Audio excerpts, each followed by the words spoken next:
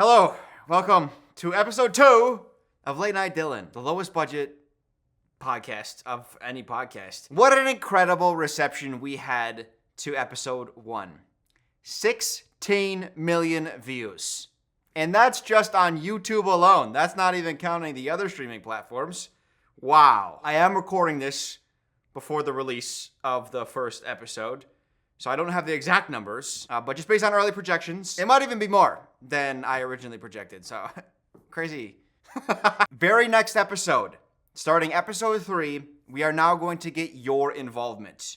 Using SpeakPipe, which I will put down below the link, you are going to be able to record voice notes to send to me to listen to on the podcast. So if you hear a post that I go over and I say something that you think is crazy, or if you see the reception in the comments, people are, going against me a lot and you think you agree with me, just anything you want to say, if you feel passionate about, feel free to leave the voice note. But make sure you reference the post that you're talking about. It would be nice to say your name as well. It makes it a little more personal, but that's optional if you want to keep it super anonymous. Try to keep it as concise as possible, but I'm really excited to get your feedback, just to hear what your opinions are, and then I'll have an opportunity to rebut. Today's episode, however, we are taking your suggestions. I will say, you guys have sent me some crazy ones.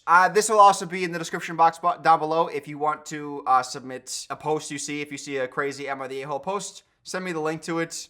You don't have to, do anything else crazy.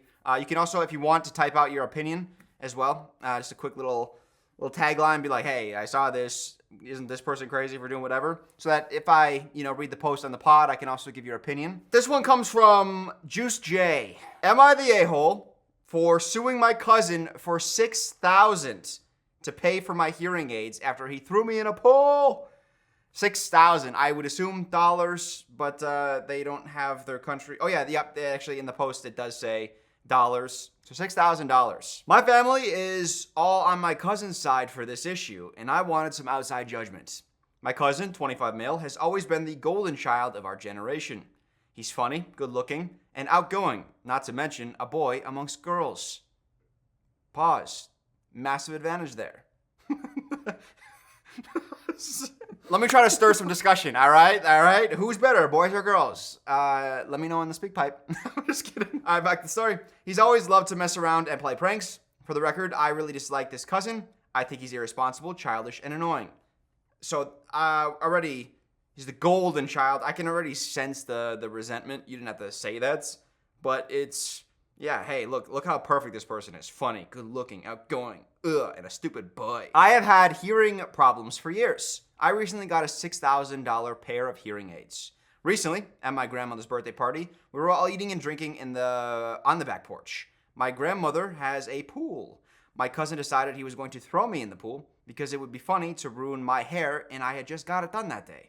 I repeatedly told him to stop and put me down in a very serious and not at all playful tone. He threw me in the pool, and my hearing aids were ruined. Afterwards, I told him what happened. He basically said, whoops, didn't know you had hearing aids now.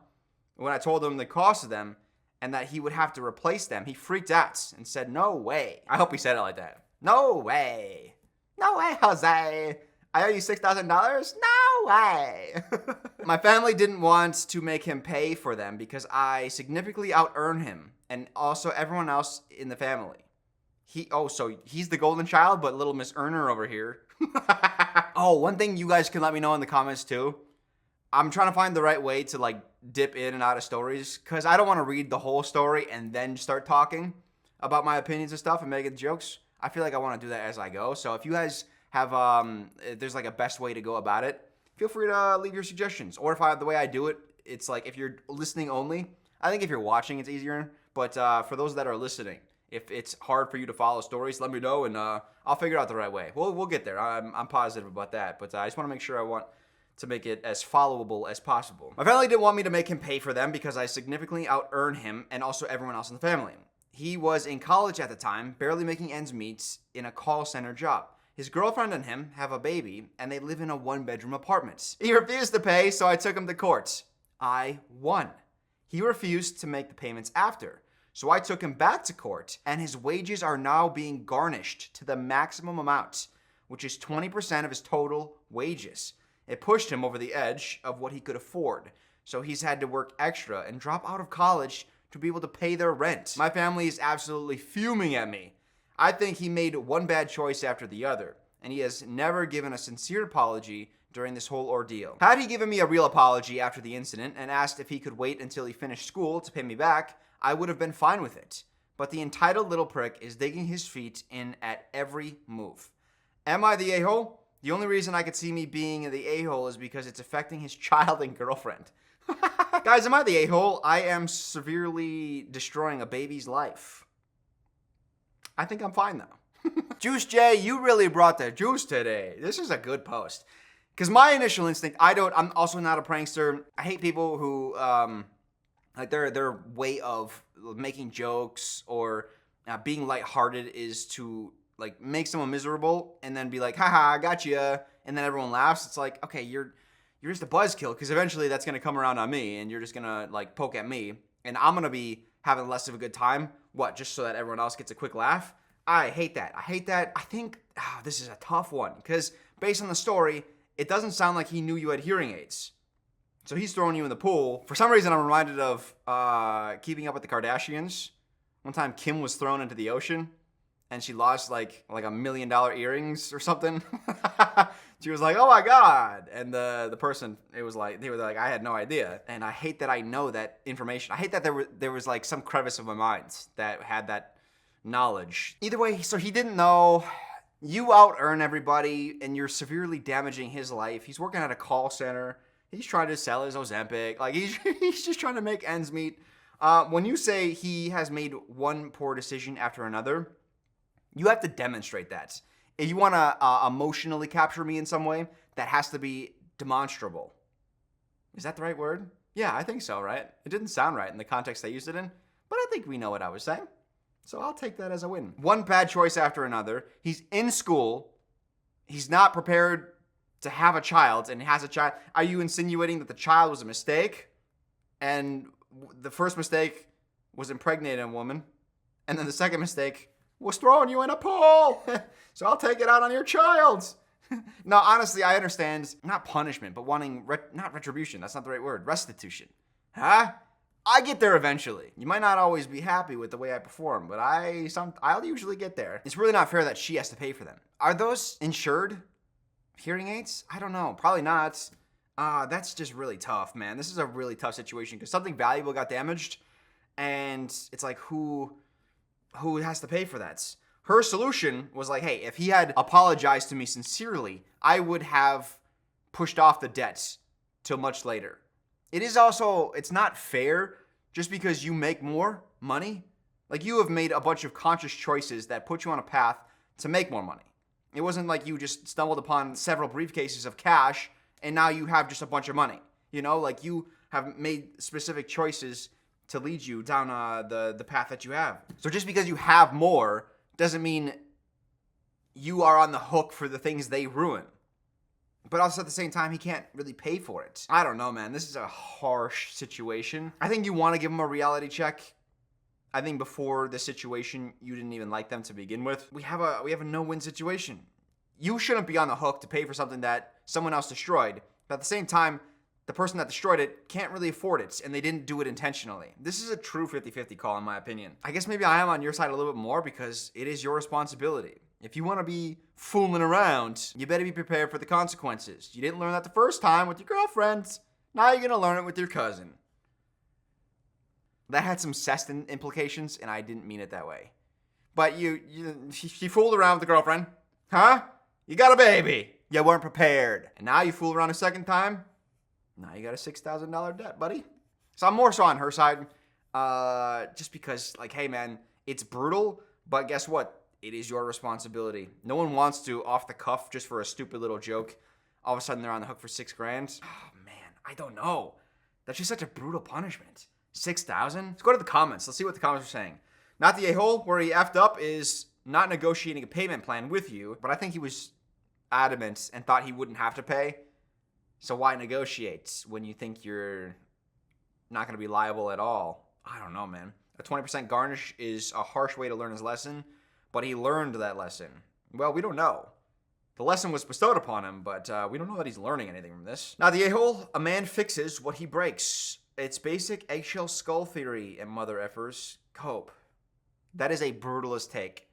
I was thinking about that. I know some of my takes tend to be more brutalist, where there's just like, hey, these are brass facts. That's not the right phrase. Brass tacks is the phrase, but I just changed it on my own whim. I don't think that's allowed, but I did it. I have a more brutalist, like, hey, you are responsible, tough, you got to deal with it. That's where I ended up on this story, but you can also have a little bit of compassion. You very clearly, I guess I did brush over that. I didn't think about that too hard. You were very clearly like, no, don't throw me in that pool. I don't know that there's ever been a point in human history where someone was going to throw someone else in the pool, and the person getting thrown in the pool was like, oh, yes, please throw me in.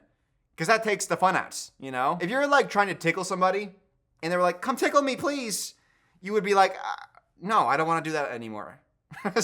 Now it's weird, right? No tickling has ever been consensual. I feel like my brain is breaking right now. No pool throwing has ever been consensual either. Like it's always like that's part of the joke. Now you shouldn't do it. If someone is adamant about it, I don't like pushing that boundary, but not everyone is the same. Should we govern by saying everyone should be the same as me? Probably. I'm pretty great. I think we should have like a Dylan doctrine. We all have to live by my rules. I feel like this Am I the A-hole is really good for my ego, because I have just decided that the world would be better if everyone lived according to my moral code. Oh, it's only episode 2. Imagine what we get to in like the hundreds. My head's gonna be so big, I'm gonna have to zoom out the camera.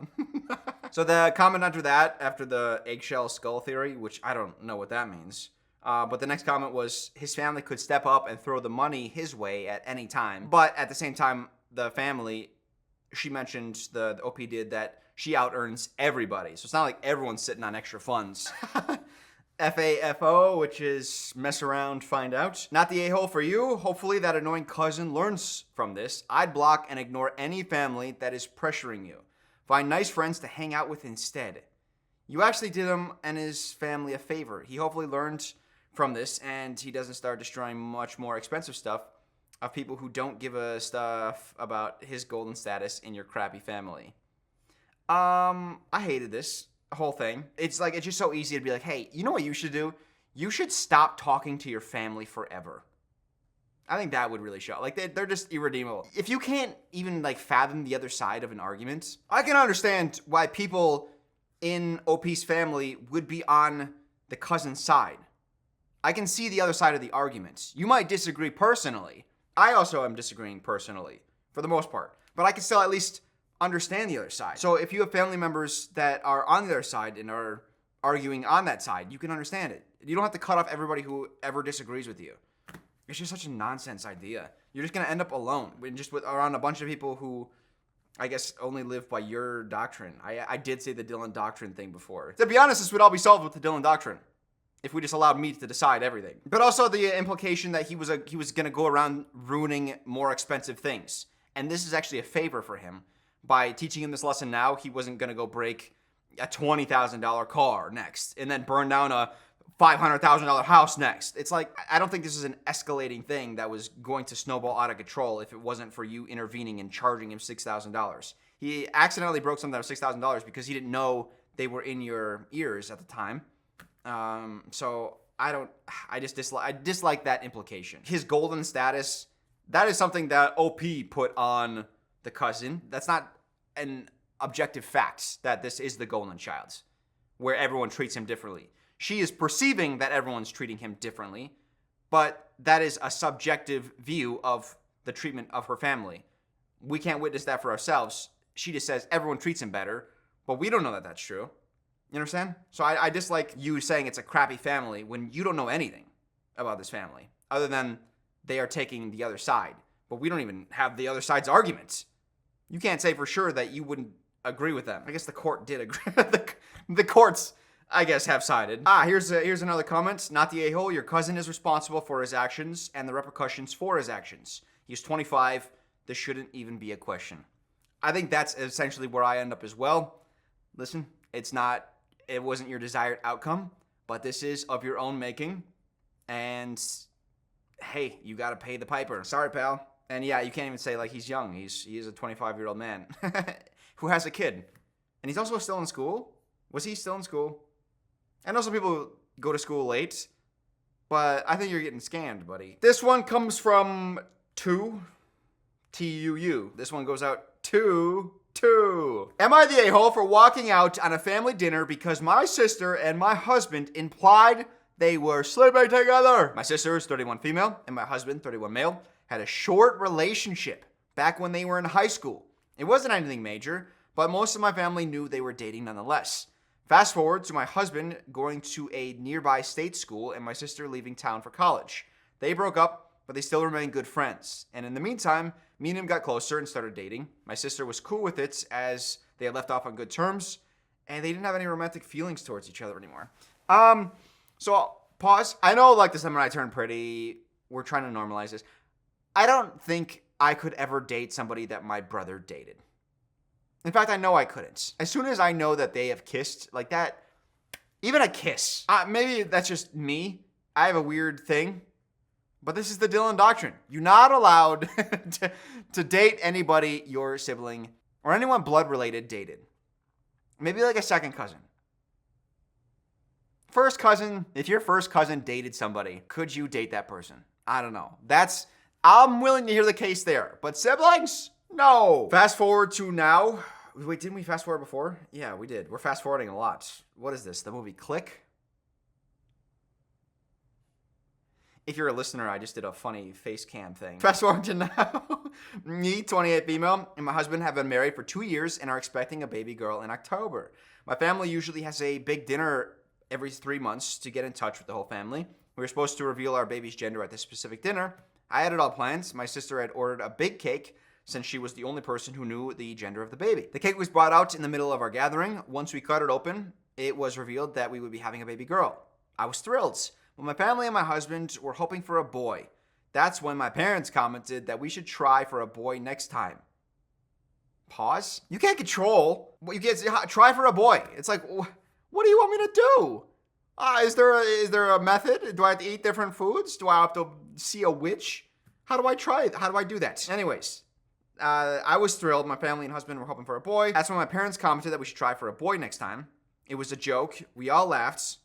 But then my husband said, "Why wait that long?" and winked at my sister in front of my whole family. My sister laughed at that and said it wasn't a bad idea. I was confused as to what they were implying, so I questioned them about it. And my husband said, "Well, we could always spark up an old romance." I was so embarrassed and upset that I walked away from the table and stormed out of the house, got into my car, and drove to my best friend's house. When I got there, I broke down crying. I couldn't understand why they would hint at something like that, especially when they know I've been cheated on before. When I explained the situation to my friend, she was also confused and comforted me. I slept over at her house, and I'm still currently there. But I woke up to multiple missed calls and texts from my family, mainly from my sister and my husband. Everyone, including my mom and dad, think that I am overreacting, and it was just a lighthearted joke. My sister wants me to stop acting so childish and go back home to my husband, and I was too angry to look at any of my husband's texts.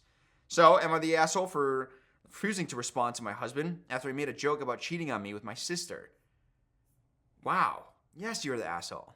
What are you doing? It's a joke. No, that's nuts. It would be a little less nuts, but still a little nuts to make that joke if he and the sister had never dated. The fact that they have a history and they only broke up because of like a life circumstance change. I think they just went to different colleges. A little bit of this is on you though, because you chose your sister's ex. What are you thinking? That piper has come home to pipe. What was the saying? Well, I said a saying before and I liked it. The piper has come home to pipe sounds a little perverted, and I don't think I like that phrase anymore. Even as a joke, if it's just a poor joke, you have now introduced a level of doubt into your relationship. I hope this husband's happy. You have now taken, even if just like one quick joke, you have now irrevocably changed your relationship with your wife. Because now every time she sees you interacting with her sister, this OP is going to think, are they cheating? Are they about to cheat? They once had a relationship. They've joked about sparking things up in front of me. They're definitely open to having that conversation privately if they're willing to do it publicly. If they haven't had that conversation already. What a crazy thing to say. In fact, hold on. Thinking about this more, the husband making that joke, they had to have some sort of conversation about this previously. Wouldn't that be so awkward if the husband was just like, hey, maybe you and I could spark something up, to somebody who would be completely non-receptive? You almost have to know that would be received well. There has to have been some background flirting in the texts, in the dark. I don't know. There is definitely a little bit of simmering tension between those two, which is the worst kind of simmering when it's between family. It's between sisters. Come on. I'm going to start calling this guy Belly. Let's find it. Let's find the other side of the argument. That's what we do here. Let's see. Let's try to get on the husband's side. Let me let's put ourselves in his shoes. All right, so we're at a reveal party. I just found out I'm having a girl. Yuck. Gross. I wanted a boy. He was going to play baseball. He was going to hit homers. Damn it. Now I got a girl. She's going to be into Barbies. No. I'm sufficiently there. I'm in his brain now. Anyway, I think this is low stakes. He wanted a boy, but nothing in this implied that they were going to only have one child. In fact, they were already joking about the second baby. It was a joke that everyone laughed at. Maybe try for a boy next time. Everyone laughs, right? So they're all on the same page. Lighthearted spirits. It's also the gender reveal. We're getting excited for a pregnancy, or not a pregnancy, a birth. Having a baby in the family, which seems like it would be the first because the sister's not married, because she is making a play on your husband. I hope she's not married. So the vibes are high. You think, hey, here's a time for a joke, and it does not land. I've been there. I'm a goofball. Sometimes with comedy, you try jokes and they don't land. I think in the history of me making jokes, maybe one hasn't landed. I have a pretty high hit rate, I'm not gonna lie. But this is a thing. You try out jokes, and a lot of it's about timing, so you gotta be quick, gotta be witty, and sometimes you say something and you think the reception is gonna be different, and you don't think through all the implications just because it's riffing, and all of a sudden you're like, oh crap. Normally in those situations where you hurt somebody with a joke, you go, oh, sorry. I'm so sorry. I didn't mean it like that. If you're a nice person, you're like, ooh, let me just pull it back. Let me put my ego aside. Let me apologize for hurting your feelings. I didn't mean whatever I said. Go to your wife and talk to her and be like, I'm so apologetic. Everyone in the room being like, hey, you're overreacting. Oh, that's not. I guess you could try to gaslight her. That's not a terrible play. It's your pregnancy hormones. You're fine. It was a joke. You're overthinking this. Yeah, your brain's just a little scattered right now because of the hormones. That's just like an evil mastermind who just doesn't want to take risks. This is his like grand scheme. This is how he's evil. He wants to be evil in ways that wouldn't get him arrested. This is what he would do. What a crazy thing. No, go to your wife. You're in something together. You're about to tackle parenthood together. You need to be one unified team. I'm not afraid of calling out irrationality. If someone acts irrational, I think there was a post, I think you guys disagree with me on. There was a comment that the mother-in-law made or something about poking holes in condoms or something, and I was like, hey, it's just more of a joke. And you guys were like, no, it was more serious. So I'm okay with like I can err on the side of if you're just making a joke. But in situations like this clearly crosses the line. You're implying infidelity when you have a pregnant wife. And today's a day of celebration. Is that really the joke you want to make? It's foolish. This man's a fool. I'll read the comments. Maybe there's something in here, but I would imagine they would just agree with me. I like reading comics that disagree with me because it offers a broader opinion. The fact that two of the most important people in your life would even hint at something so heinous is disgusting, especially considering you're pregnant and vulnerable already. Vulnerable. Open your mouth maybe a little bit more, Dylan, huh? That's a sentence that I don't want anyone else saying to me ever. Are your family usually this obtuse? I can't believe how they could think you were overreacting. One thing I'll say there is sometimes families that want to avoid confrontation, they will err even more than I do on the side of whatever brushes it under the rug. It was just a joke. It might have been a bad joke, but it was a joke. You're overreacting. That's the quickest way to brush it under the rug, and we never have to deal with it again. It might not be the right thing to do, but I can understand the reason why instinctually you would want to go there as like an onlooker or as a member of this family who wasn't involved in the joke or the implied infidelity, because yeah, then it's just like if she does get over it, if you counsel her to be like, nope, it's a joke. You're fine. And everything goes back to normal. Then it's like, okay, we didn't have to deal with anything then, you know? This isn't a situation that you can brush under the rug because it was a pretty mean implication, even if it was joking. So there does need to be some sort of conversation had about it. You can't brush this, but I understand the desire to do that as the family members. Oh, here's another comment. I mean, your family are a-holes for being disappointed in the gender. Anything after that is just further evidence. That's just a completely different off-topic subject, but it's fascinating. Is it wrong to want a boy or a girl? I don't think so. I think, that's tough actually, because as soon as you put it in the air where it's like, oh, I wanted a girl over a boy, let's just say it's the opposite, and you get a boy instead, you don't want to take it out on the boy, nor do you want to parent differently in a way that's less affectionate or loving. I don't think it's wrong to say I would want a boy or I would want a girl. All right, let's move on. Am I the a-hole for blowing up at my sick husband when he asked for help with our toddler?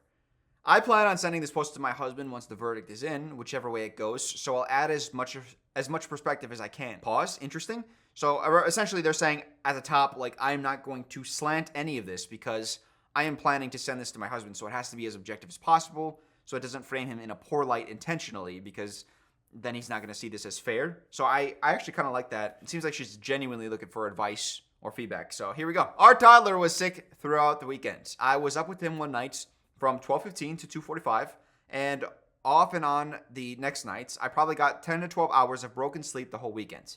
Yesterday, my husband had mentioned he was starting to feel a little sick. Last night, I went to bed early, hoping to catch up on rest. All throughout the nights, my husband woke me up way more than my toddler ever does, even on a bad night. Some of the times were not directly his faults, but the other times, I felt like he was being inconsiderate. Number one, he snored loudly in my ear. Number two, he asked for another blanket because he had the chills. I told him it was at the foot of the bed. He asked for help and reminded me that he helps me when I'm sick and that he'd still do the morning routine with our son. Number three, he had a nightmare I had to shake him awake from. Normal, in parentheses. Okay, boy's got demons. Also, hey, my husband woke me up. He snored loudly in my ear, that asshole. It's like, all right, well. But we have many more. So we have number 4. He whispered at Alexa to ask for the time. Number 5, he asked for another blanket. I gave him mine. Number 6, he had a phone call in bed and left a full volume voicemail to his work to let them know he'd need to take a sick day. Number 7, and this is the final complaint. At 5:30 in the morning, he woke me to ask if I could do the wake-up routine with our son. I do bedtime, he does wake up. Now, also, this is me, Dylan, talking. One of the earlier points was the guy saying, I will still do the morning routine, so you're going to be able to sleep in anyways. Don't worry about it. Come morning, he's like, actually, don't think I'm going to be able to do that. At this point, I blew up. I expressed how mad I was that he woke me up all night long, and now I have to wake up early to do what he said he'd still do. And I don't get to stay home and catch up on sleep. He said I was in the wrong because marriage is in sickness and in health. I immediately got up to get ready. He said I didn't have to start getting ready so early. I said yes I did because I start work at 7:30. I barely make it to work on time when I wake up at 6 a.m. And now I have to unexpectedly skip my shower, get my toddler ready, get his food ready for the day, feed him breakfast, drop him off at the daycare, then take myself to work. I said he was a grown man with the colds, and he robbed me of the rest I needed, and that I'll be sleeping on the couch tonight. At that point, I asked him for space, and we haven't talked since. I was late for work, which is a big deal at my job. I might be the a-hole for blowing up at my husband when he asked for support during an unexpected illness. Am I the a-hole for being mad at my sick husband? I gotta take my bias out here. When I'm sick, I like to be babied. All right? I don't like being babied in most aspects of my life. I'm very self-sufficient. When I'm sick, man, I need a soft hand. I'm taking that aside because I know I'm just a big baby in that regard. And this person is probably not like that. To invoke the in sickness and in health of your wedding vows in this situation is just an odd play. I understand her frustration because she's already... When you're not well rested and you're like, oh my God, I can't wait to go to sleep so I get the rest I need. And then you get more broken sleep, you're just going to be irritable. that's just, I'm going to give her the pass there because, of course, she's going to be upset. And on the 7 points that she made, snored loudly, that's outside of his control, asked for another blanket because he had the chills. Sir, especially if there's a blanket at the foot of the bed, homie, how do you not know where the blankets are? If you need extra blankets, go get them. Don't wake your wife up out of sleep to go get more blankets for you. That pisses me off. So number 1, I give him, like, he snored. That's not his fault. He woke her up to get more blankets for him. That is his fault. Number 3, he had a nightmare where she had to shake him awake from. Get an exorcist? Like, what is going on in this house? But that's not his fault. We'll say that. So that's 2 not his fault. He whispered at Alexa to ask for the time. Do you not keep your phone on your nightstand? Could you not just check it quietly? If checking the time in the middle of the night is important for you, especially if you have to wake up in the morning, then get an alarm clock. I hate that. That is his fault. Making the phone call. Oh, no, sorry. The number 5, he asked for another blanket. So twice he woke her up to get more blankets. This guy's really pissing me off now. Number 6 was the phone call to tell the work he'd need a sick day. Yeah, I'm not going to lie, though. In that situation, you can't whisper that. You can't be like, hey, I can't come into work today. Like that. That's just awkward. If I got that call, I'd be like, don't call me ever like that in that tone again. I'd rather you just like no show than for you to leave that like weird whisper voicemail. But if I was him, I would get out of bed and go into another room. Like, don't do that in the room that someone's sleeping in. That's rude. The final straw, which is the biggest one, is him going derelict on his duties. Is that the right word? Derelict. In a poor condition as a result of disuse or neglect. Nope. Oh, it's number 2. Shamefully negligent of one's duties or obligations. Derelict.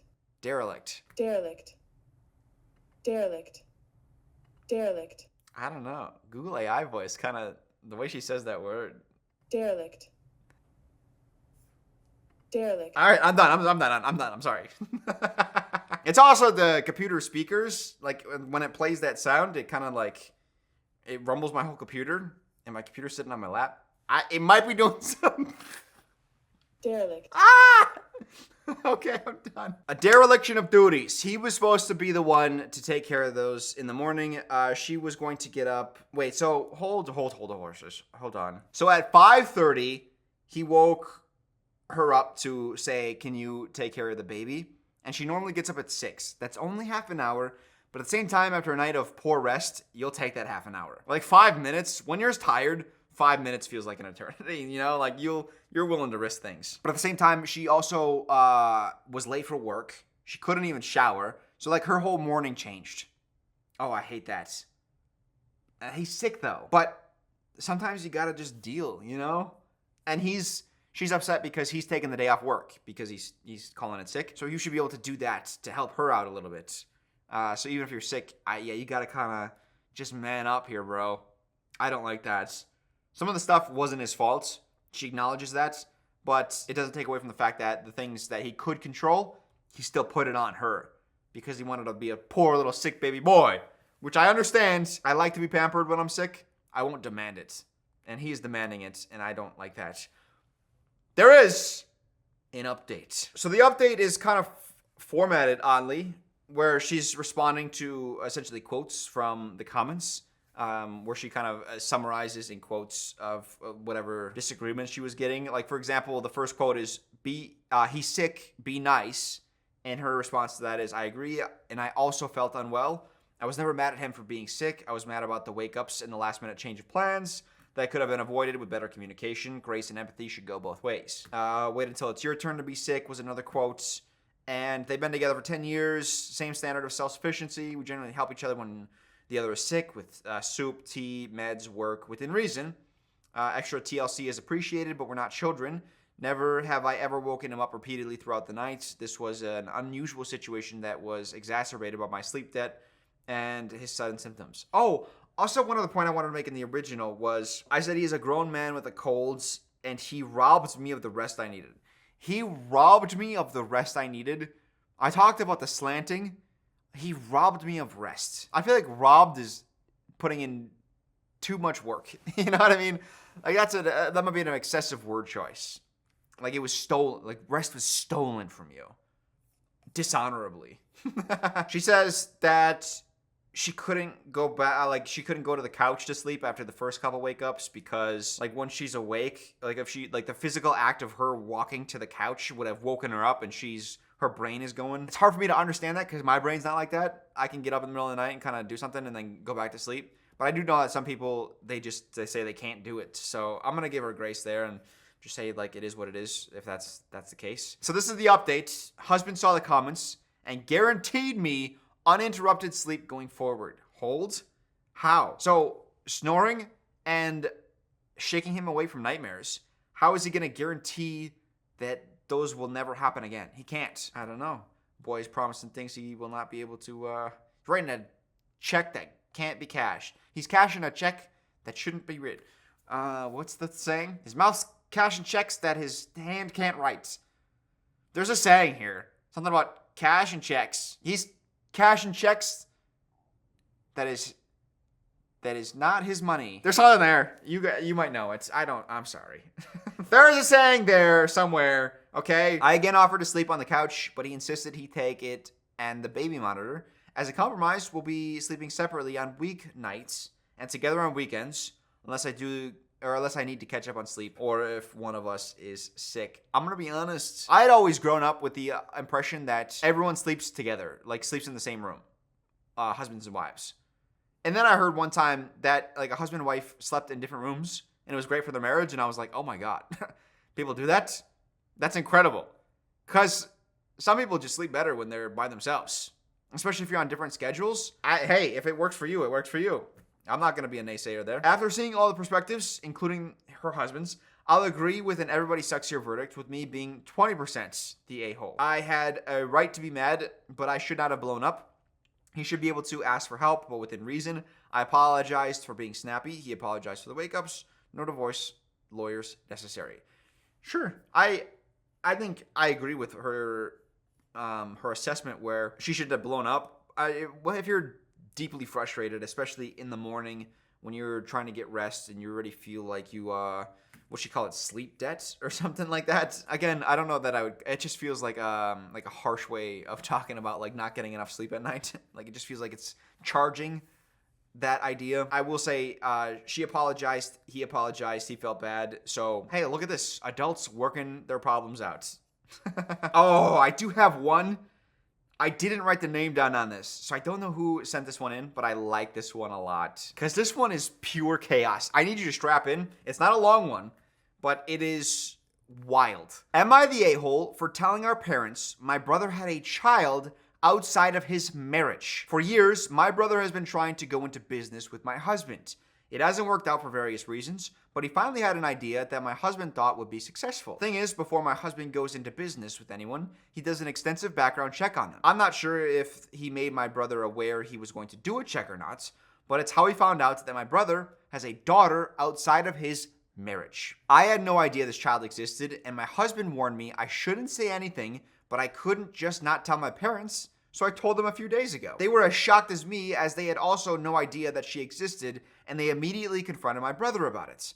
Turns out his wife is fully aware, but said she would leave if he tried to include his daughter in the family, which is why neither of them told any of us about her. My parents want to meet her and include her in our family, but my sister-in-law is threatening to leave if that happens, so my brother won't give them her mother's contact information. They want my husband to find out for them, but he's refusing to get involved, so everything's a shit show right now. I personally want to meet my niece, so I've told my husband if he doesn't give me the information, I'll ask the friend he uses for background checks myself, which has caused multiple fights between us. My brother hates me right now and is blaming me for his potential divorce, but I don't think it's fair, as I don't know my parents would immediately confront him. I did ask them not to. Am I the a-hole? So, recapping all of this, her husband is thinking about going into business with her brother, right? OP's husband potentially going business with OP's brother. Doing a background check, just to be thorough, OP's husband finds out that OP's brother has a child secretly with some random woman who's not his wife. OP's husband tells OP that there's this child, but don't tell anybody, because this is obviously secret for a reason. And then OP says, I'm telling everybody. Sorry. Deal with it. So she goes to her parents and says, guess who has a secret child? Your son. So your grandparents, you don't even know it. And the grandparents are like, okay, well, now we want to meet our grandchild. And OP is like, I also want to meet my niece too. But this is a huge source of tension between OP's brother and his wife because he cheated and had a child, which has caused like an immeasurable amount of friction, of course. And it's also causing fights because the OP's husband did the background check just for the sake of the business. He wasn't trying to unravel somebody's life. He was just trying to protect himself because he doesn't want to go into business with someone who's got like a messy background. But now it's causing fights because OP is like, give me the information. I'm going to track down this woman who had the child so I can get close to my niece because we're blood related. And OP's husband's like, no, I don't want to do that. I feel like that's violating everything because not only does your brother not want me to do that, it feels a little unethical for me to do that. Like I wasn't doing the background check to dig up dirt so that we can irrevocably alter his life. And that's what feels like it's happening. This is a complete shit show. This is the most shit show I think I've ever seen a post ever. It's 4 paragraphs. One reveal has caused so much friction in a family on like 6 different fronts. This is crazy. And we haven't even touched the fact that there's a niece out there. What does the mother of that daughter want?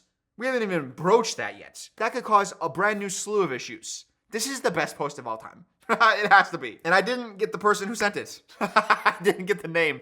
Oh, I am robbing you of your praise. Whoever, you will know. If you were the one that sent me this, you will know, because this is incredible. Okay, so first of all, I do want to say that Reddit has deemed OP here the a-hole.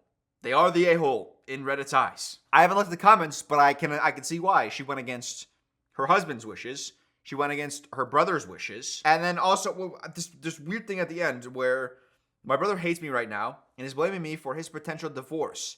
But I don't think it's fair, as I didn't know my parents would immediately confront him. Because she says, like, I asked him not to confront the brother. You're trying to shift blame onto your parents, which is so sweetly ironic because your husband went to you and said, don't tell anybody. And you said, screw that, I'm going to do it anyways because I want to. And then now you're upset at your parents because you asked them not to go to the brother and say something, and they did. So this is actually truly fair. You broke someone else's trust, and then someone broke your trust, and you're like, that's not fair. That's wrong that they did that. It was wrong of you. You started this chain of wrong. Oh, I get why people think you're an asshole. Truly. I guess there's not going to be business partners. I can tell you that much. Oh, then there's also the OP's brother and his wife. What a fragile relationship that is. I will stay with you under the condition that you have no contact with your child. There's like 6 really good angles to talk about in this story. It's so hard for me to choose which angles to go down because it's like FOMO. I don't want to miss the other ones, you know? Okay, so the brother and his wife just having that conversation. No one can know that you have a secret child. And if they get included in the family, I'm out. If your relationship is that tenuous, but she's right. He cheated on her, ostensibly. That's just inferred from initial read. Let's just assume husband cheats on his wife there. And the wife says, I'll stay with you, but only if you reject your child. I don't blame her. But at the same time, that's the worst solution. You should just leave. Rejecting the parent-child bond, robbing a child of her father, just so that you can try to reclaim your own normal. That is so messy. This is what I say about like life is just messy. And people, I don't blame people when they make certain choices because it's like, man, you are dealing with so much. Someone you love about, you're married, so you made a commitment to them. And I know a lot of people just like divorce, it's so easy. But I think a lot of people, when they get married, it's like, hey, this is a forever thing, and it's for better or for worse. If you mess up, we're still going to work through it. And I respect people that do that. At the same time, this ultimatum of like, never going to speak to them again, otherwise I will divorce you at that point. But then again, you can't say otherwise. You can be like, I'll stay with you, and you can also have the relationship. Because now you have to have a relationship with the mom in some way as well. And I'm enabling what you've done to me too. Oh, that is so, I feel so bad for that woman. That wife. cheated on, there's a baby. I think you should leave, but you should have left when that happened. That's a huge betrayal of trust. Even cheating is a betrayal of trust. But now there's like not evidence. What's the word? There's like living proof. The child is living proof of your husband's infidelity. And every time you see that child, like you want to love it as an individual, but it's just like a literal living and moving sin of the father. In her eyes, you know? It's hard to untangle all that. That's insane. And that's just one of the angles. We got a business deal. We also have the sister betraying her brother, and then the parents wanting to get involved. And then all this was supposed to be a secret, or she's like threatening to go to the investigator and talk to him personally, and that the husband doesn't want. I don't know. Oh, this is the best post of all time. I'm gonna go to the comments. Let's see if this gives me a direction, because like there's like 100 paths before me, and I don't know where to go. You're the a-hole. You're old enough to be married when you found out your brother's child. You ran to your parents. The only one you should have gone to, unless you didn't want to go to anyone, would be your brother, who is also an adult. My husband warned me I shouldn't say anything. This is quotes. My husband warned me I shouldn't say anything, but I couldn't just not tell my parents, so I told them. So you can't say you weren't warned. Yeah, I can't not tell my parents. I understand that to a degree, but it also feels you're finding a way to abstain from blame or responsibility. Like, oh no, I was compelled to tell my parents, so it's not my fault. Like, I can't not tell them. Well, you can not tell them. You could have gone to the brother. You're just weaponizing your lack of responsibility. You just kind of shuttle that away. You had other options. Oh, I feel so bad for this child, too, that just grows up without a father, and this is the situation. I don't even know what you tell that child. People take the responsibility of having children lightly, I think, too often. And I don't know if there's some sort of financial compensation that the OP's brother is giving the woman he impregnated. I would hope so that the daughter can grow up to live a good life, so that she's at least taken care of and they're not struggling. Because single parent households, I mean, it could be a struggle to make ends meet. I mean, children are resilient, but at the same time, you yourself, I feel like you're getting off scot-free. So we don't even know that angle, like what the relationship between the woman that had the child and OP's brother. We don't know what their arrangement looks like. The fact that he's completely staying out of the picture. Is he going to enter the picture at some point? Is it fair that the child doesn't get to meet her grandparents? Is it fair that the grandparents don't get to meet the child? Is there any sense of right that the grandparents should be involved? Family is so important, but what if the mother doesn't want it? We don't know what the mother wants because she's like such a faraway player in this situation because we have so much else going on. This is amazing. I love this so much. What do you also think about OP's husband? Doing the background check, I think that's fine. Probably. I'm okay with that. Actually, I don't know how I feel yet. Being like quietly investigated from your future potential business partner, but it seems like the brother was desperately seeking some sort of business arrangement with OP's husband. So I think OP's husband is the one that's more successful. The fact that he's so thorough about choosing his business partners, I think that speaks something to me. So I think that tells me OP's husband is well off and can hire a private investigator. So I think the brother has been wanting to get into business because it's an opportunity for him. I think I'm okay with it. But then you told the wife. Should you have told the wife, OP, your findings? If it's sensitive information. Should husbands and wives have secrets from each other? Probably not. But when it concerns the brother and your potential business partner that you will likely not be getting into business with now, should you tell that secret? If a husband knows the in-laws' family's secrets, a secret from the in-laws, does he owe that information to his wife? Then the wife, OP, she takes the information in confidence and goes and tells somebody. Oh, I could talk about this for like 3 years. Oh my God. So this person says, everybody sucks here. You suck because you went and told your parents knowing full well the drama that this would cause, and you would do so without so much as a heads up to your brother or asking him why he never told anyone this. Your husband sucks because it sounded like he didn't tell your brother he was doing an extensive background check on him. It's weird and creepy that he took a business background check this far. What is he, the FBI? Regular business background checks does not mandate this level of intrusion into someone's personal life. Depends on how big the business is, you know? Like if you're in for some serious business and you and I are going in, I need to make sure you're good. You don't got any old gambling debts. You don't got, like, it's a thorough background check. Your brother sucks because he had an affair and then opted to keep the resulting child hidden, and he's putting his wife's wants before his child's. Your brother's wife sucks because while she's right to be upset about the affair, she's wrong to deny the child's from being in her own family's life. This is how deeply broken people are created. This kid is growing up rejected by her own father, and your sister-in-law is cool with that. If she couldn't stand this kid being in his life, she should have divorced him already. Your parents suck because they're pushing a matter that, while they have a reason to want, they know it's going to break your family. Also, they raised you and your brother. See reasons above for why they didn't do the best job there. Okay, if someone has an affair, is that the parents' fault because the parents didn't raise their child well enough to not have an affair? That's a tough sell. Like, if you're a parent and your 14-year-old child gets in trouble with the law, that's your responsibility. If you're an adult and your 28-year-old son had an affair, is it a question of morality? I doubt that that's in the scope of parenting. I think the parents probably said, don't cheat. Like, societally, everyone knows, don't cheat. And people still do it. It's not because they were poorly parented. The comment responding to that says, if the brother is paying child support, and I imagine he is, that would show up in a routine background/credit check. He didn't go digging any deeper than a bank would doing a credit check.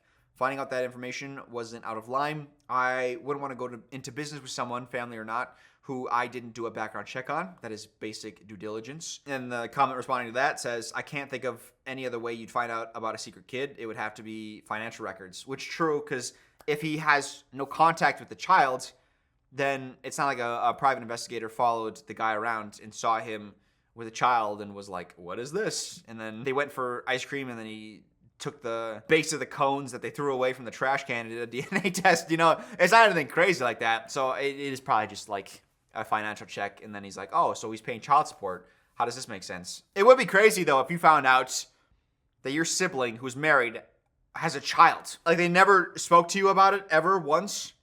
They just have a child out there. That's what are we talking about? I understand like that, having that information and not knowing what to do with it. Yeah, I get that. But then, yeah, going and telling your parents. But it is a family matter. So I don't.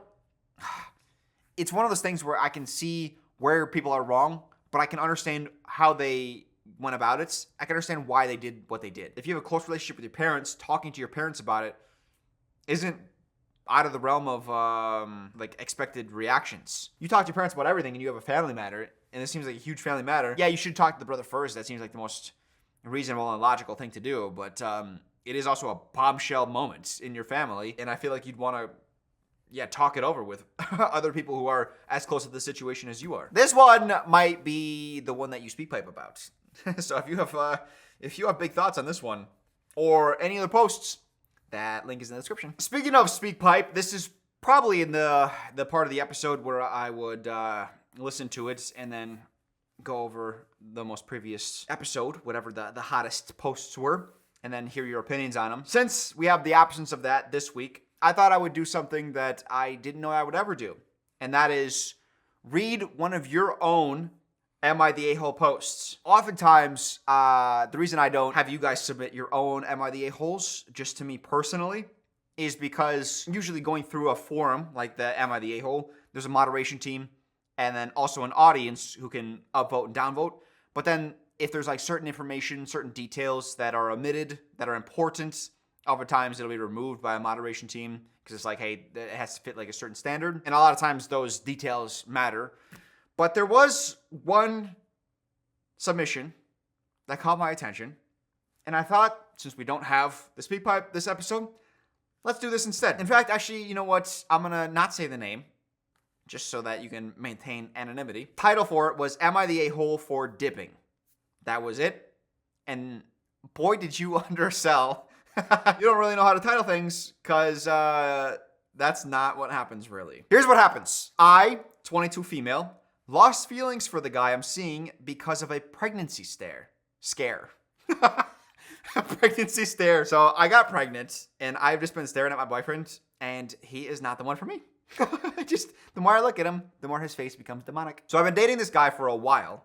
We really hit it off. We have the same ideals, morals, all that type of stuff. really compatible. But there are times when I feel like he isn't mature enough for me. We're the same age and we go to the same school. I think I mostly feel this way because he grew up pretty sheltered. His family has no drama whatsoever, and the biggest conflict he ever had in his life was when he broke up with his ex because of distance. Anyway, I miss my period. Boy, you're about to have a run-on sentence, aren't you?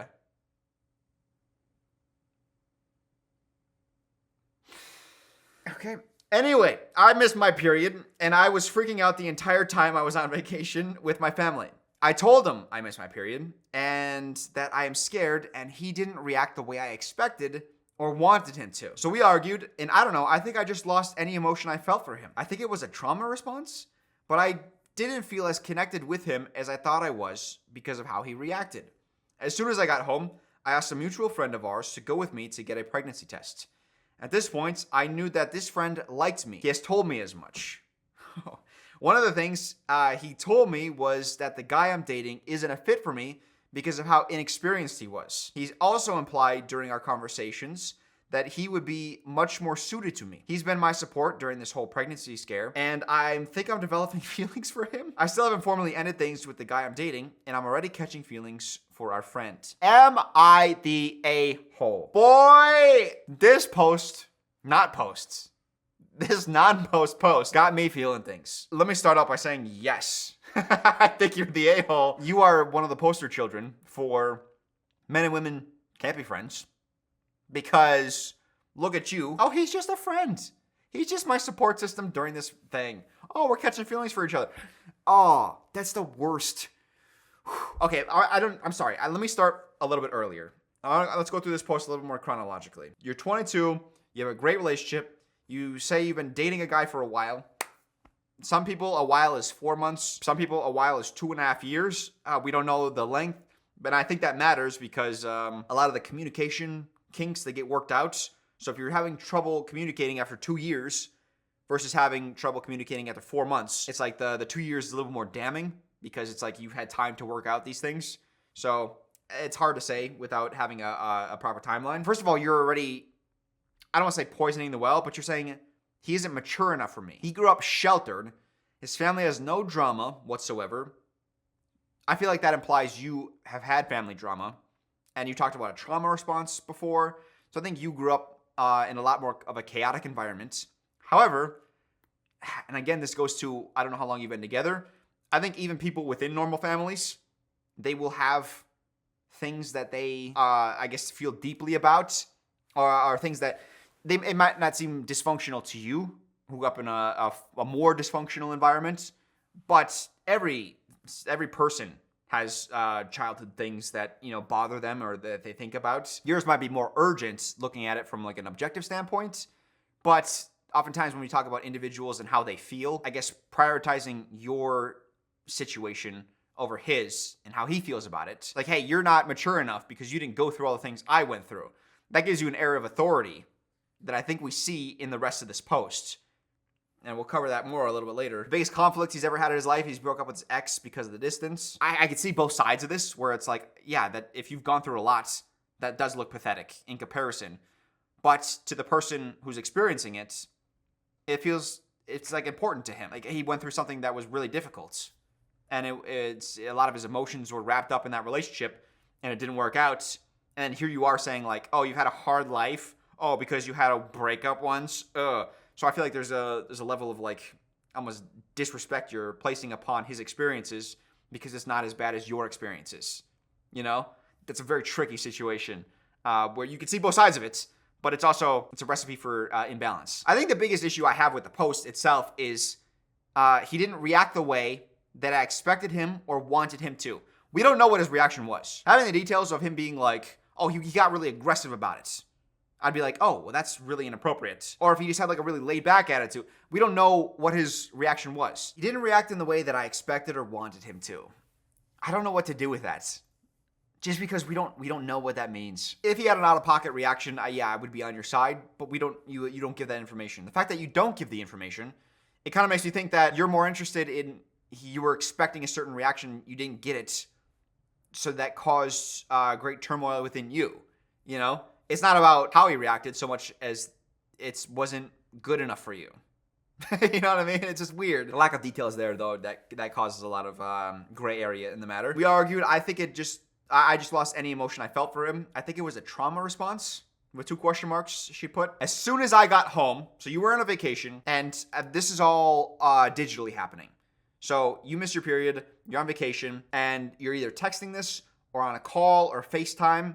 There's already a distance between you. The first thing that you do when you get home is you call your friend, a guy that you know has feelings for you. You go to him to try to figure out if you're pregnant or not. This guy is putting it on you. You know this guy has feelings for you, and he's like, hey, I don't know. He's not the kind of guy that you want. The fact that he said, one of the things he told me was the guy I'm dating isn't a fit for me because of how inexperienced he was. That's something that you said. So either this guy is getting in your head and you're saying, oh, he is inexperienced. So now like you are explaining to us he's inexperienced, but that actually comes from this guy almost like brainwashing you into believing this, or just like slowly convincing you over time. Or he knows that your complaint of your boyfriend is that he's inexperienced, and that's a complaint you have. So he knows that that's a weakness, a chink in the armor of sorts, where he knows he can attack that spot to try to get you to break up with him. Either way is a massive red flag. He also implied during our conversations that he would be much more suited to me. Of course, he's making a play. He's been my support during the whole pregnancy scare thing, and I think I'm developing feelings for him. So this is just a very emotional time. So naturally, I think you're going to want to latch on to anybody who's giving you great support, but he has something to gain from the support. That scares me. I would not with this person. I don't respect this guy. I would say don't enter a relationship with him. And if you do, I just have a bad feeling. I think the way he's going about it as you are dating somebody, he's willing to cheat, or he's willing to try to infiltrate your relationship to break you up. That says bad things about how he acts within relationships. So I think you're going to have problems down the line with how he's acting with other couples, or he's going to get jealous with guys that are talking to you. There's just like a lot of red flags here. And the fact that you haven't even had a conversation with your boyfriends. You say, I still haven't formally ended things with the guy I'm dating, and I'm already catching feelings for our friend. I think you owe it to at least like have an in-person conversation and like talk it out. I know some people like to treat it a lot more casually, where it's like, hey, if you slight me one time, never again. And that's like a sense of self-preservation and pride and protection for themselves, all kind of bundled up into one. Relationships are complicated. So him not responding in the way that you wanted, I would discuss it, figure it out, communicate it. Again, I don't know how long you've been together. If it hasn't been that long of a time, especially like if it's under a year, then I think this is all something that can be worked out. This kind of goes to the brutalist side of me as well, where I'm like, hey, unless you're married, you do not owe anyone your relationship. You know, like if you want to get out because the feelings aren't the same, that's fair game. You're allowed to do that. And if you just don't have those feelings, that's valid. I think once you marry, you basically are saying like, no, we're locking in and we're figuring it out one way or another outside of extenuating circumstances such as cheating or whatever that break up a relationship. Everything else is something that will work out. But if you're not married, then, you know, if you just lose feelings one day, that's just sometimes how life goes. And you don't owe it to him to stay together. If you do want to salvage the relationship, though, and sometimes feelings are fleeting, where it's like, oh, you lose attraction, gain attraction. I guess attraction is not something that you lose and gain usually, but at some point you were attracted to him, and it's just his response to one thing has made him completely unattractive to you. I don't know. It feels like something else is going on. Part of me feels like you know that there's this guy waiting in the wings who's willing to, like, you know, step in. So it's just like, okay, well, I guess I got another option, so I'll see if the grass is greener over there. But you could be throwing something away that's nice for something that, you know, turns out to be bad for you, and then all of a sudden you're left with just a lot of wasted time. A lot of the way that you went about this, I think, is really poor. And I also think maybe my final point that I want to make on this is the first half of this was talking about how him being sheltered, it feels almost like there's a certain level of resentment you have for him for having the upbringing that he did. And I think sometimes what people do when they have a tough upbringing is they say, well, that gave me a great deal of experience. And that's true.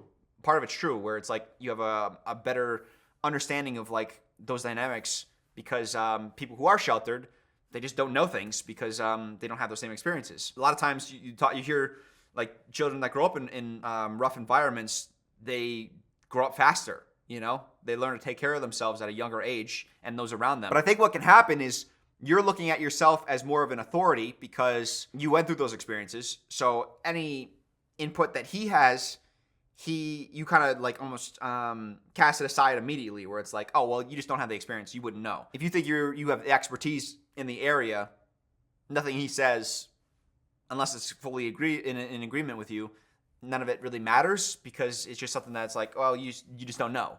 You're inexperienced in that area, so why should I even bother wasting time listening to you? You know, I think that happens a lot when people they think, well, I have experience with like hard things, so anytime something hard comes up, I don't need to listen to somebody who hasn't experienced the hard things.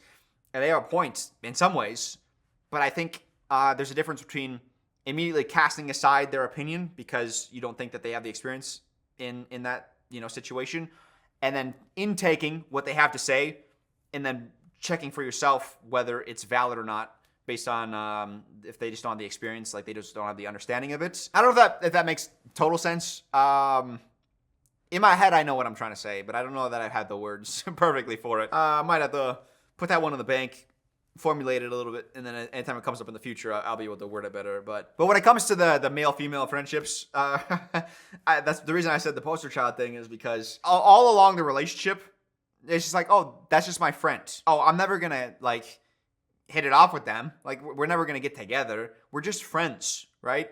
And there's plausible deniability because what you're saying here is this friend's reaction during your pregnancy scare is what brought you to have feelings for them. So before this, you say, no, they're just my friend. We're never going to get together.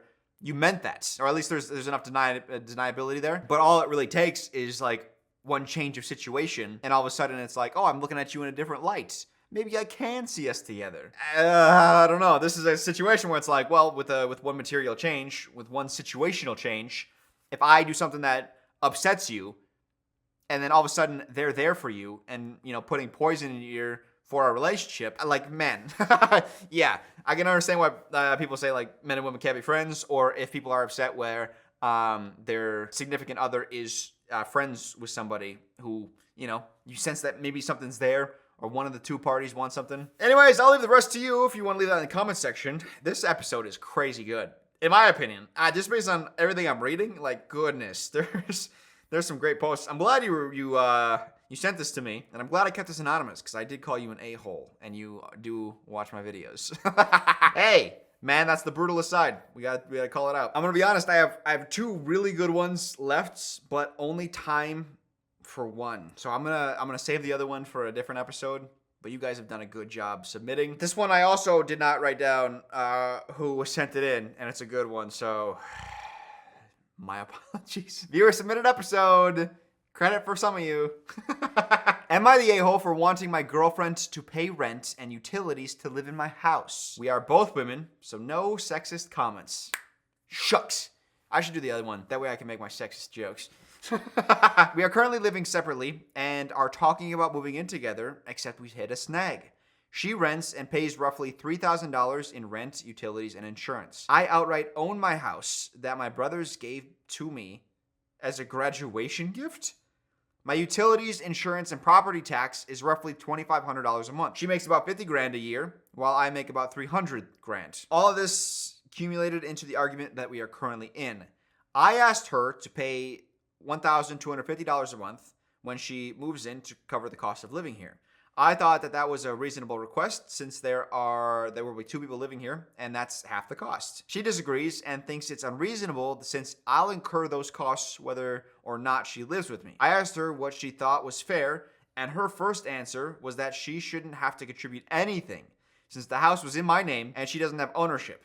That led to an argument until she relented and offered to pay based on our income. Since I make 6 times her salary, she said the only fair thing is for her to pay 1/6 of the cost, so roughly $400 a month. I thought this was unrealistic, but she argued that it's fair since I don't even need her money because I don't have a mortgage and I make so much more. I love her and never thought money would be an issue, but here we are. What do y'all think? Well, she said, what do you all think? So she's not Southern. I put that Southern on her. This is fascinating to me because there's so many different angles of argumentation here. So the person that owns the house, you're on an appreciating asset. And the girlfriend also made the point that you're already paying those costs. So if I move in, you're going to pay the costs regardless, right? So why should I have to pay anything? And in fact, the time that I'm living here, your asset is appreciating in value. The fact that I just read my brothers gifted me a house as a graduation gift is one of the most insane things I think I've read. I've never heard of a house being a graduation gift. I've seen cars for like rich people. Like, hey, I got you a car. A house. And then also earning $300K a year. You don't even need to be gifted a house. Like you would be able to afford that almost immediately upon getting that job. Goodness. The other side of the argument, which is it feels like you're almost taking advantage of me. That's how I would feel. So you're going from paying $3,000 a month to you think you don't have to pay anything at all?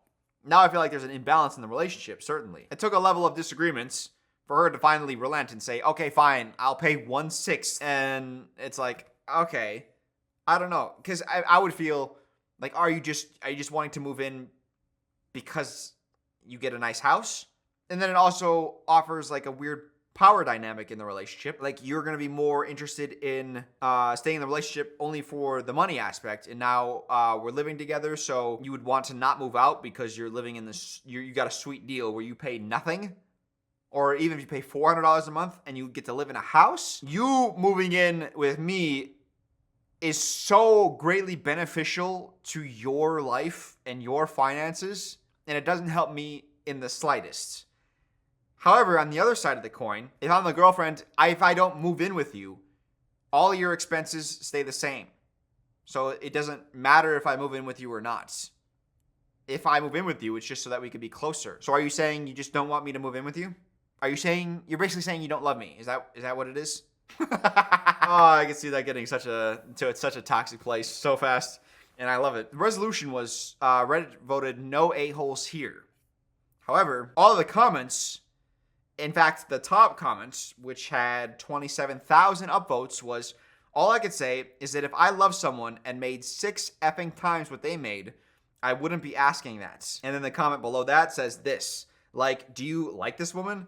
You aren't interviewing a roommate. You're moving in with someone you supposedly love. And of course, everyone deals with finances differently, but asking someone to pay half with that income disparity? Come on. That had 12,000 upvotes. I disagree.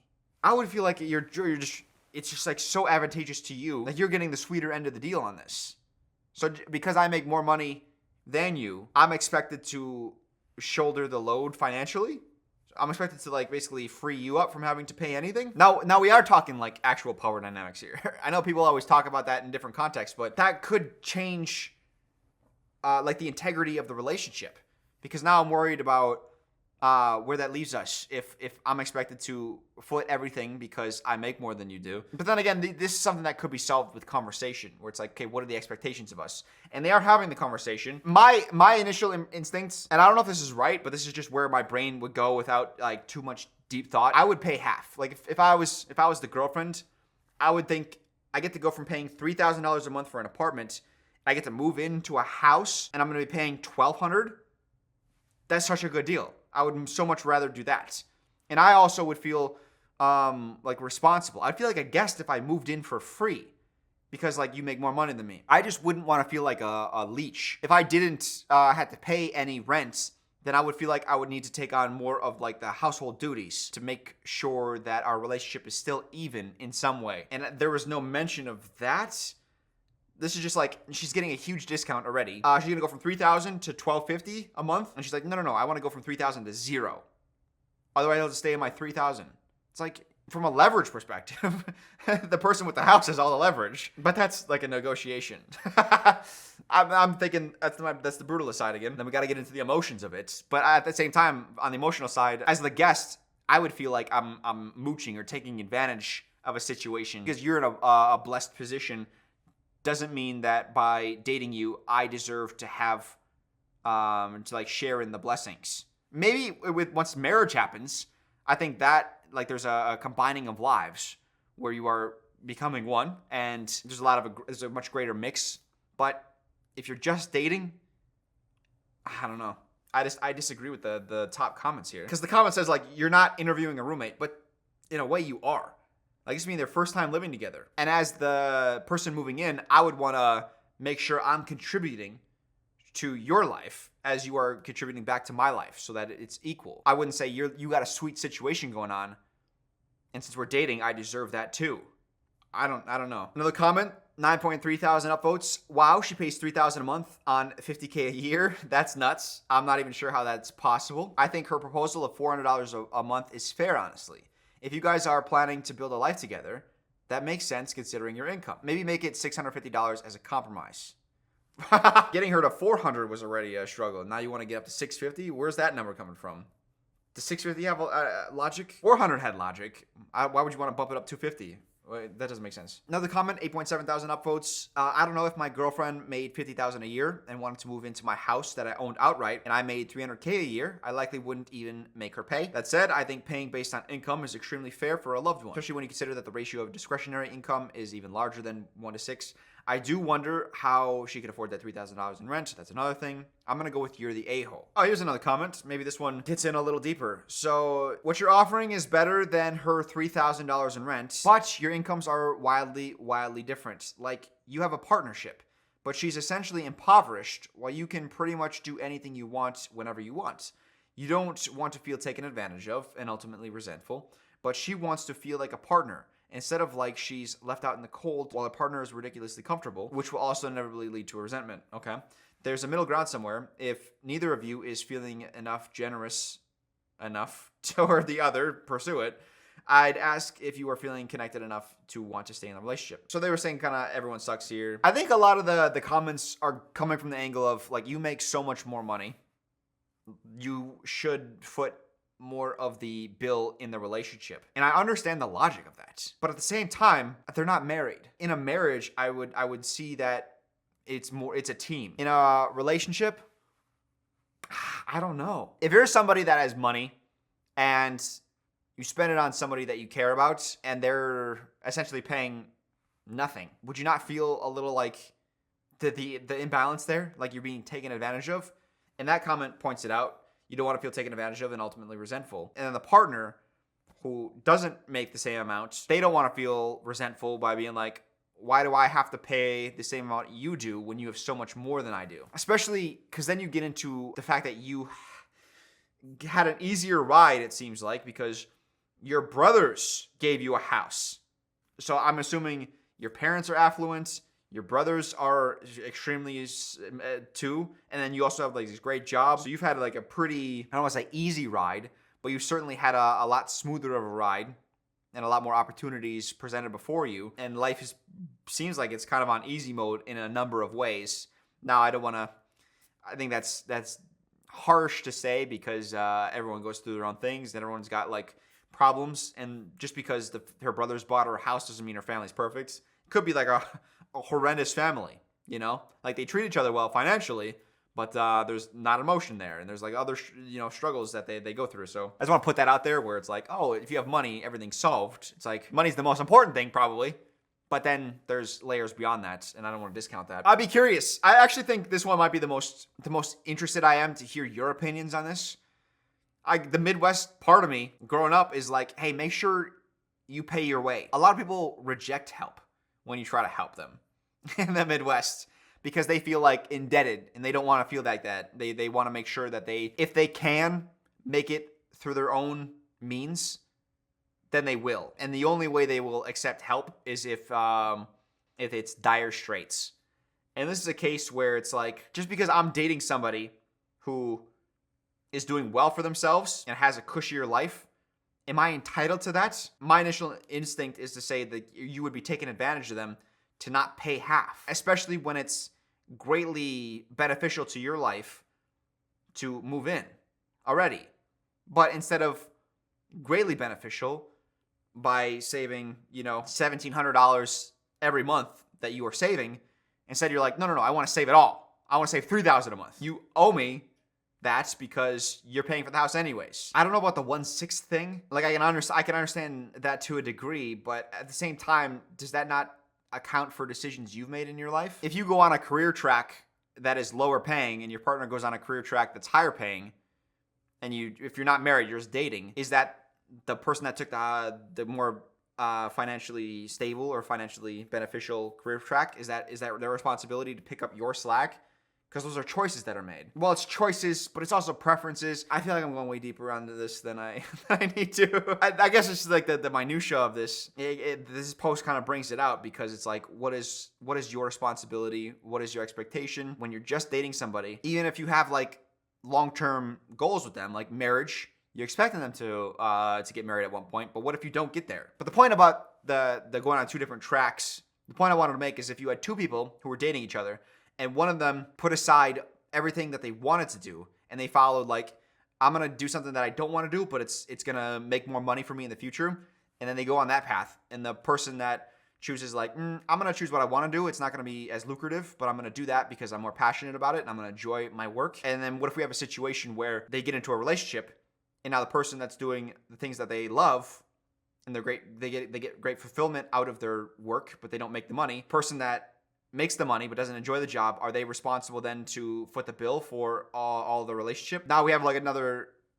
layer here. It's like, yeah, the partner makes more money, but it's at a cost to that person's life. Like that's an intentional choice that they made. But that's just a hypothetical situation. Not everyone has the same opportunities.